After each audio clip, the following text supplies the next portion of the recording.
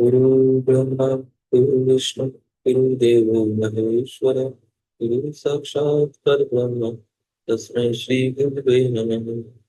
त्वमेव माता च पिता त्वमेव त्वमेव बन्धुः च सखा त्वमेव त्वमेव विद्या द्रविणं त्वमेव त्वमेव सर्वं मम देव।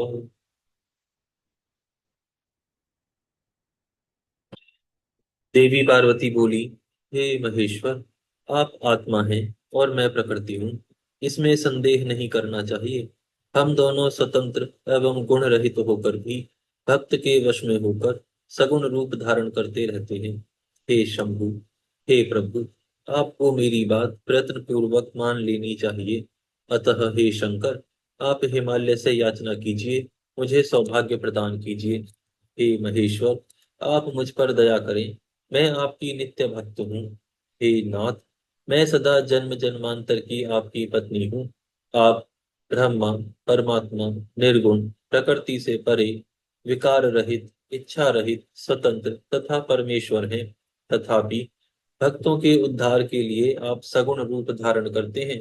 आप आत्मपरायण होकर भी विहार करने वाले तथा नाना प्रकार की लीला में निपुण हैं। हे महादेव, हे महेश्वर, मैं आपको सर्वथा जानती हूँ। हे सर्वज्ञ, बहुत कहने से क्या प्रयोजन।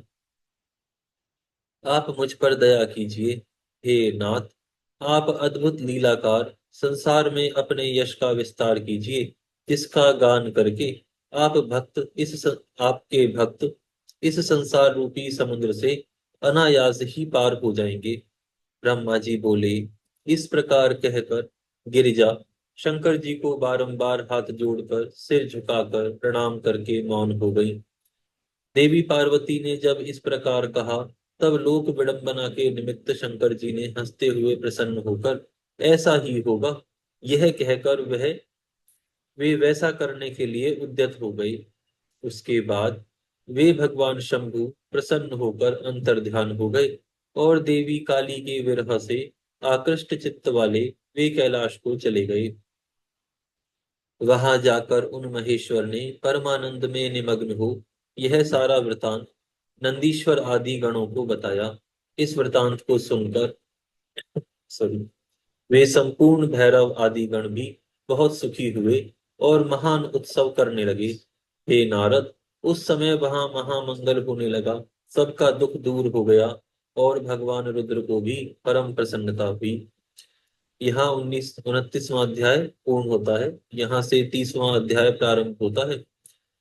इस अध्याय में देवी पार्वती के पिता के घर में आने पर महामहोत्सव का होना, महादेव जी का नट रूप धारण कर वहां उपस्थित होना तथा अनेक लीलाएं दिखाना, भगवान शिव द्वारा देवी पार्वती की याचना किंतु माता पिता के द्वारा मना करने पर अंतर ध्यान हो जाने का वर्णन किया गया है। नारद जी बोले, हे विधे, हे तात, हे महाभाग, परमार्थ के ज्ञाता आप धन्य हैं। आपकी कृपा से मैंने यह अद्भुत कथा सुनी। जब शिव जी कैलाश चले गए, तब सर्व मंगला देवी पार्वती ने क्या किया और वे पुनः कहाँ गईं? हे महामते, मुझसे कहिए। ब्रह्मा जी बोले, हे तात, हर के अपने स्थान चले जाने के बाद जो कुछ हुआ उसे प्रेम पूर्वक सुनो।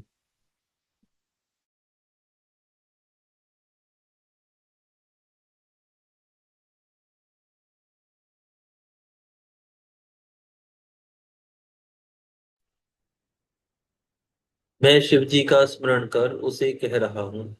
देवी पार्वती अपना रूप सार्थक कर महादेव शब्द का उच्चारण करती हुई पिता के घर अपनी सखियों के साथ गई। देवी पार्वती के आगमन का समाचार सुनते ही माता मैना तथा हिमालय दिव्य विमान पर चढ़कर हर्ष से विहल हो उनकी अगवानी के लिए चले। उस समय पुरोहित, पुरवासी, अनेक सखियां तथा अन्य दूसरे सब संबंधी आए। मैनाक आदि सभी भाई वहां प्रसन्न हो जय शब्द का उच्चारण करने लगे।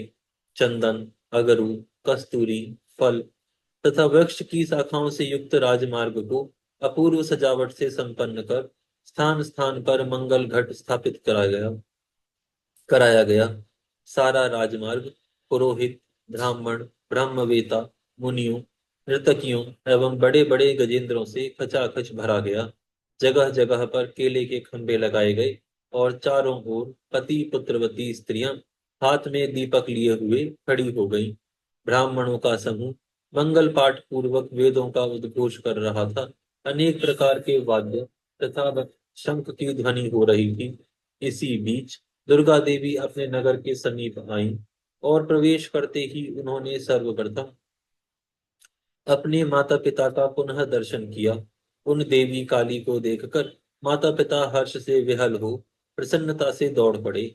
पुनः देवी पार्वती ने भी उनको देखकर सखियों सहित उन्हें प्रणाम किया। माता पिता ने आशीर्वाद देकर देवी काली को अपनी गोद में ले लिया और हे वत्से इस प्रकार उच्चारण कर स्नेह से विहल हो रोने लगे। तदनंतर इनके अपने सगे संबंधियों की स्त्रियों ने तथा अन्य भाई आदि की पत्नियों ने भी प्रीतिपूर्वक देवी पार्वती का दृढ़ आलिंगन किया और उन्होंने कहा कि आपको कुल को तारने का कार्य भली भांति संपन्न किया। तुम्हारे इस चरण से हम सभी पवित्र हो गई। इस प्रकार गिरिजा की प्रशंसा कर सभी लोगों ने उन्हें प्रणाम किया और चंदन तथा उत्तम पुष्पों के द्वारा प्रसन्नता से उनका पूजन करने लगे। उसी समय विमानों में बैठे हुए देवगण भी आकाश से फूलों की वर्षा करने लगे और देवी पार्वती को नमस्कार कर स्तोत्रों से उनकी स्तुति करने लगे। उसके बाद ब्राह्मण आदि प्रसन्नता पूर्वक अनेक प्रकार की शोभा से सुसज्जित रथ में देवी पार्वती को बिठाकर नगर में ले गए और ब्राह्मण, पुरोहित, स्त्रियों तथा सखियों ने बड़े प्रेम के साथ आदर पूर्वक उनको घर में प्रवेश कराया।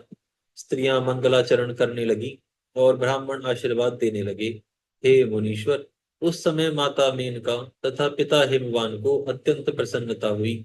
उन्होंने गृहस्थ आश्रम को सफल माना और कहा कि कुपुत्र की अपेक्षा पुत्री ही अच्छी होती है।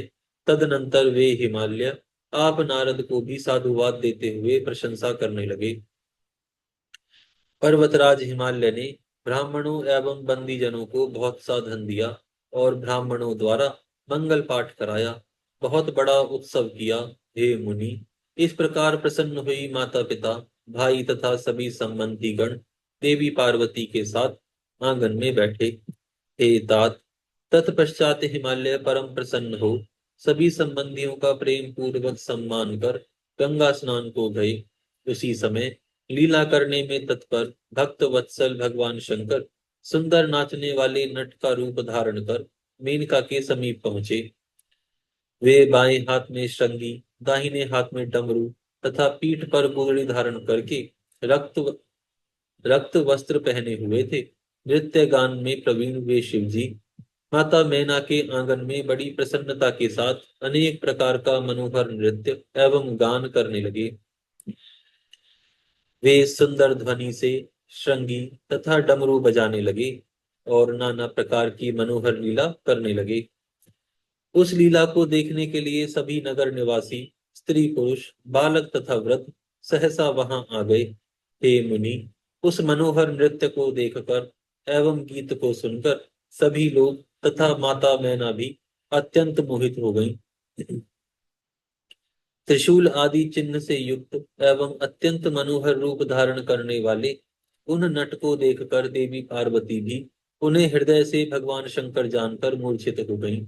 विभूति से विभूषित होने के कारण अत्यंत मनोहर, अस्थिमाला से समन्वित, त्रिलोचन, दैदीप्यमान मुखमंडल वाले, नाग का यज्ञोपवीत धारण किए हुए, गौरवर्ण, दीन बंधु, दया सागर, सर्वथा मनोहर और वर मांगो इस प्रकार कहते हुए उन हृदयस्थ महेश्वर को देखकर देवी पार्वती ने उन्हें प्रणाम किया और मन में वर मांगा कि आप ही हमारे पति हो। इस प्रकार हृदय से देवी पार्वती को प्रीति पूर्वक वर देकर शिवजी अंतर ध्यान होकर पुनः भिक्षुक का रूप धारण कर नृत्य करने लगे। तब उस नृत्य से प्रसन्न होकर माता मैना सोने के पात्र में बहुत सारे रत्न रखकर बड़े प्रेम से उस भिक्षुक को देने के लिए गईं।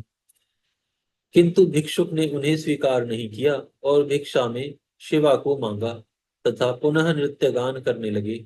मैना माता भिक्षुक के वचन को सुनकर विस्मित हो क्रोध से भर गई। वे भिक्षुक की भर्त्सना करने लगी और उन्होंने उसे बाहर निकालने की इच्छा की।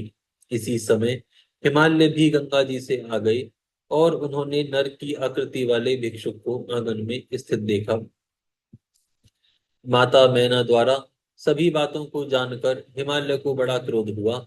उन्होंने भिक्षुक को घर से बाहर निकालने के लिए अपने सेवकों को आज्ञा दी, किंतु हे मुनि सत्तम, प्रलयाग्नि के समान चलते हुए तेज से अत्यंत दुस्सह उस भिक्षुक को बाहर निकालने में कोई भी समर्थ नहीं हुआ।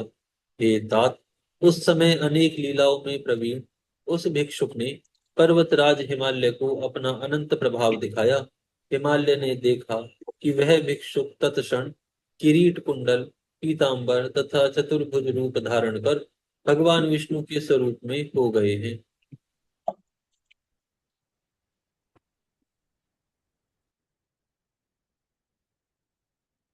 भगवान विष्णु विष्णु पूजा के लिए उन्होंने जो जो पुष्प आदि अर्पण किए थे, वह सभी पूजा पहार की सामग्री विष्णु रूपधारी इन भिक्षुक के सिर एवं गले में पड़ी हुई उन्होंने देखी।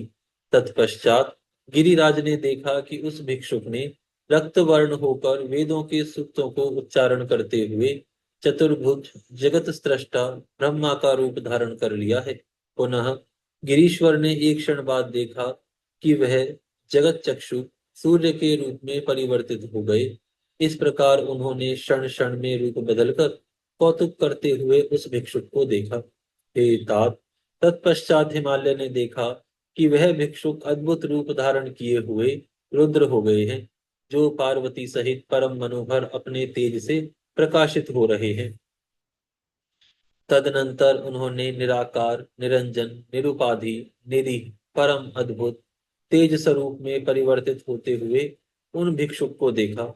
इस प्रकार जब हिमालय ने उन भिक्षुक के अनेक विस्मय कारक रूप देखे, तब वे आनंद युक्त होकर आश्चर्य में पड़ गए।